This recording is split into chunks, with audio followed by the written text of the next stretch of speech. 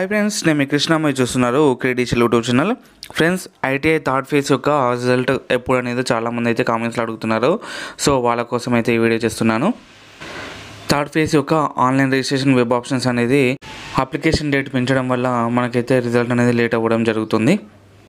Application date అయిపోయి కూడా 8 days అయితే అవుతుంది. సో వెబ్సైట్లో చూసుకున్నట్లయితే ఇంకా థర్డ్ ఫేజ్ యొక్క అప్డేట్ అనేది రిజల్ట్ కోసం అయితే ఏం పెట్టలేదు. ఇంకా ఫోర్త్ ఫేజ్ కూడా ఉంటుందా అని చాలామంది అయితే అడుగుతున్నారు. సో థర్డ్ ఫేజ్లో కనుక సీట్లు ఆల్మోస్ట్ ఫిల్ అయిపోతే ఫోర్త్ ఫేజ్ అనేది ఉండదు. మ్యాక్సిమం లాస్ట్ ఇయర్ అయితే 5th ఫేజ్ వరకు కూడా కంటిన్యూ అయితే చేశారు. సో సీట్ల ఫిల్లింగ్ని బట్టి మనకు ఫోర్త్ ఫేజ్ రిలీజ్ అవుతుందా లేదా చూడాలి. ఐటీ వెబ్సైట్లో కాంటాక్ట్ డీటెయిల్స్ అయితే ఏమి ఇవ్వలేదు, ఓన్లీ మెయిల్ ఐడి ఇచ్చారు. వాళ్ళకైతే మెయిల్ చేశాను రిజల్ట్ కోసం. ఏమన్నా రిప్లై ఇస్తాను నేను మీకైతే అప్డేట్ ఇస్తాను.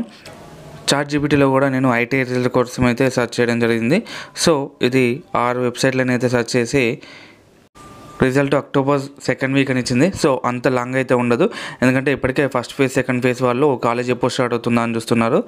సో ఇంకా ఫోర్త్ ఫేజ్ కూడా ఉంది కాబట్టి August 30 లోపు అయితే మనకు రిజల్ట్ అనేది అనౌన్స్ చేస్తారు. September 1st వీక్లో మనకు ఫోర్త్ ఫేజ్ అనేది కూడా అప్లై చేసుకోవచ్చు.